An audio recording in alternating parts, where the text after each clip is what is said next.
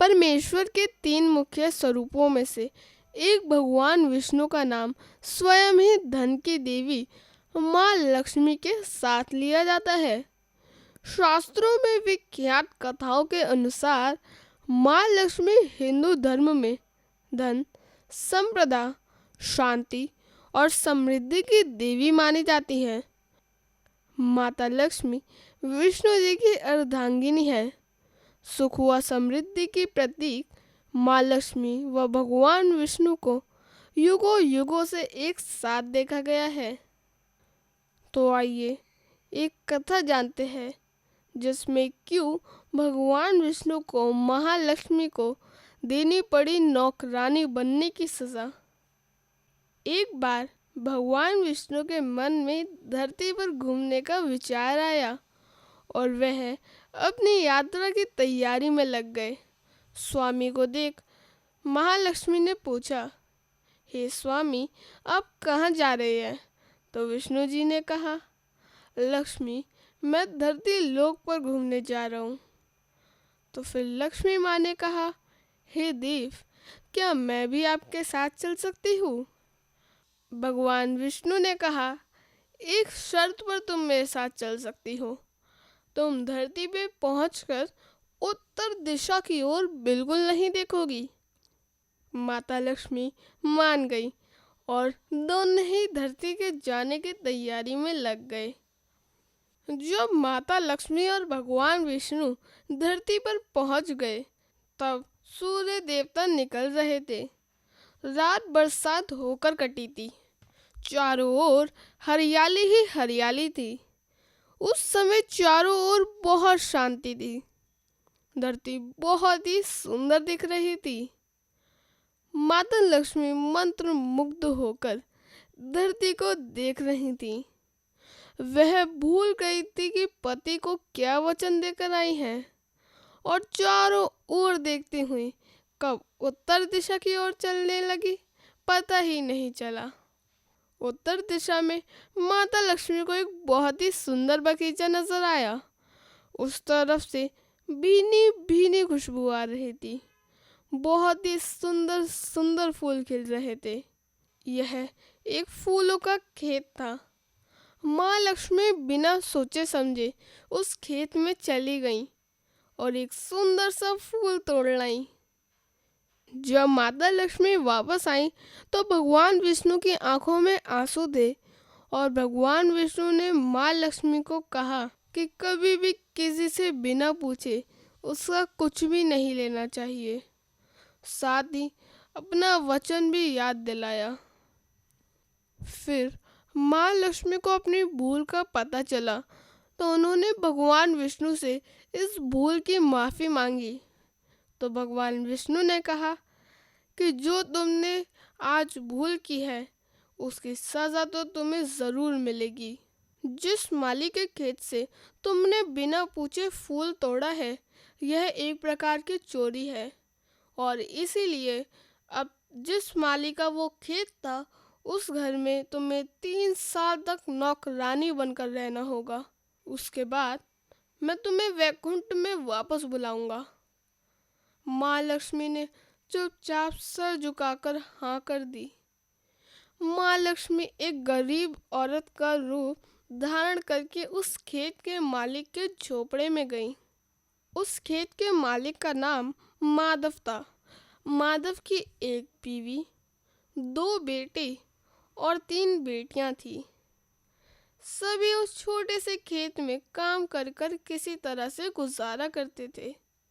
माँ लक्ष्मी जब एक साधारण और गरीब औरत बनकर जब माधव के झोपड़े पर गईं, तो माधव ने पूछा, हे बहन, तुम कौन हो और इस समय तुमने क्या चाहिए? तब माँ लक्ष्मी ने कहा, हे दयावान, मैं गरीब औरत हूँ। मेरी देखभाल करने वाला इस दुनिया में कोई नहीं है। मैंने कई दिनों से खाना भी नहीं खाया। मुझे कोई भी काम दे दो। साथ में मैं तुम्हारे घर का भी काम कर दूंगी। बस मुझे अपने घर में एक कोने में आसरा दे दो। माधव बहुत ही अच्छे दिल का मालिक था। उसे दया तो आ गई, लेकिन उसने कहा, बहन, मैं तो बहुत गरीब हूँ।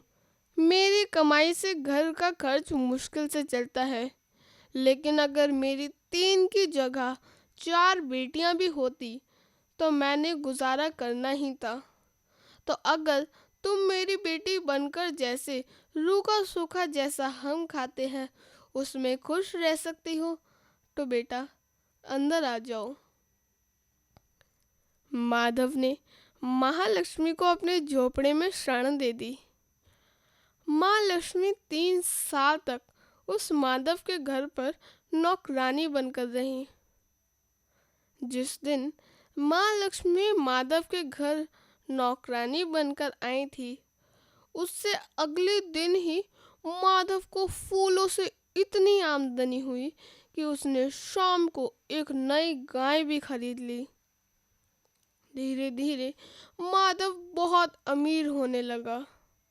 उसने काफी जमीन खरीद ली और एक बहुत बड़ा मकान बनवा लिया। माधव हमेशा सोचता था कि मुझे ये सब इस महिला के आने के बाद ही मिला है। इस बेटी के आने से मेरी किस्मत चमक गई है। मुझे तो लगता है कि कहीं ये देवी लक्ष्मी ही तो नहीं। फिर वही माँ लक्ष्मी अभी भी घर में आई और खेत में काम करती थी। एक दिन माधव जब अपने खेतों से काम खत्म करके घर आया, तो उसने अपने घर के सामने दीवार पर एक देवी स्वरूप गहनों से लदी हुई एक सुंदर औरत को देखा। ध्यान से देखकर पहचान गया, अरे, यह तो मेरी मुंह वाली चौथी बेटी यानी वही औरत है। तब उसे ज्ञात हुआ कि यह तो महालक्ष्मी है। फिर माधव ने फौरन अपने पूरे परिवार को बाहर बुलाया। सब हैरान होकर महालक्ष्मी को देख रहे थे। माधव बोला, हे माँ, हमें माफ करे। हमने अनजाने में आपसे अपने घर और खेत में काम कराया। और माँ लक्ष्मी मुस्कुराई और बोली, माधव, तुम बहुत ही अच्छे और दयालु व्यक्ति हो। तुमने मुझे अपनी बेटी की तरह रखा।